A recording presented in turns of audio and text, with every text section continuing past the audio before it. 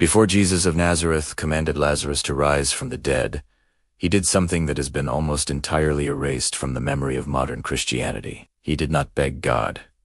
He did not bargain. He did not plead for a miracle. He engaged in a specific interior protocol, a shift in consciousness, so precise, so radical, that the ancient texts suggest the miracle was merely the aftershock of what had already happened inside him. If you have ever felt like your prayers are echoing in a void, if you have ever felt like you are speaking to a ceiling that does not listen, it is not because God is deaf. It is because you have lost the method. You were taught that prayer is a request sent to a distant king. But Jesus taught that prayer is a frequency alignment with an internal source. The church, over centuries of empire building, replaced this mystical method with rote memorization. They gave you the words, but they hid the key. But tonight, we are going to reconstruct the lost protocol. We are going back to the Aramaic roots, to the desert fathers, and to the Gnostic insights that reveal what Jesus actually did in the silence before the storm. This is not a theology lesson. This is an instruction manual for the soul. We are going to find the inner room, and we are going to close the door. To understand the method, we must first dismantle the mistranslation that has crippled Western spirituality for 2,000 years. In Matthew 6:26, Jesus gives a specific instruction. When you pray, go into your room, close the door, and pray to your Father who is in secret. For centuries, you were told this was advice about privacy. Find a closet. Be quiet. Don't show off. But the Greek word used here is tamion. In ancient Greek architecture, the tamion wasn't a bedroom. It was a treasury. A hidden inner chamber used to store the most valuable possessions of the house. It was a place of total security, impenetrable to the outside world. Jesus wasn't giving interior decorating advice. He was giving a map to the human psyche. The tamion is the secret chamber of the heart.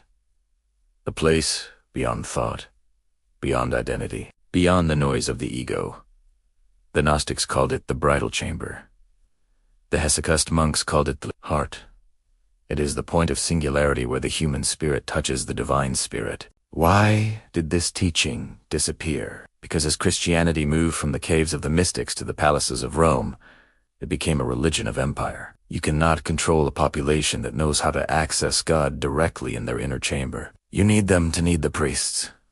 You need them to need the temple. So, the inner room became a physical church, and the method became a liturgy. But Jesus never prayed in a temple before a miracle. Before feeding the 5,000, he looked up to heaven aligning his axis. Before walking on water, he went up the mountain alone. Before healing the woman with the issue of blood, he felt power flow from him, implying he was already a charged vessel. He was not asking for power. He was generating it through alignment. So, how do we enter the tamiya? Here is the secret that modern neuroscience is just beginning to rediscover.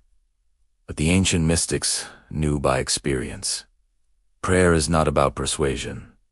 It is about coherence. When Jesus stood at the tomb of Lazarus Jonon, said the text records a bizarre anomaly. Lazarus is still dead. The stone is still sealed. The stench of death is in the air. And Jesus looks up and says, Father, I thank you that you have heard me. Past tense, he is thanking God for a miracle that has not physically happened yet. Why? Because he is not operating in linear time. He's operating from the tamion. In the inner chamber, there is no future. There is only the eternal now. Jesus entered, a state of such profound alignment that he knew the will of the Father and his will were identical. He wasn't begging God to raise Lazarus. He was aligning himself with reality where Lazarus was already alive. This is the law of assumption found in the ancient Hermetic traditions and echoed in Mark 11:24. Therefore I tell you, whatever you ask for in prayer, believe that you have received it and it will be yours. Notice the grammar. Believe you have received it past and it will be yours future. The feeling of the wish fulfilled precedes the manifestation. This is the sequence Jesus used. Withdrawal. He separated from the noise of the crowd closing the door. Alignment. He entered the tamion. The state of union. Gratitude. He gave thanks for the completed act coherence. Command. He spoke with authority. Lazarus, come out. Most Christians skip the first 3 steps and jump straight to the command. And then they wonder why the dead don't rise. You cannot command the outer world until you have mastered the inner world. You cannot speak for God until you are speaking as God in union. We live in an age of noise. The door to our inner room has been ripped off its hinges. We are constantly flooded with information, anxiety, and the demands of the ego. We pray from a place of lack.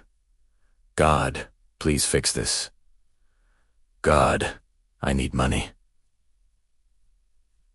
God, I am afraid.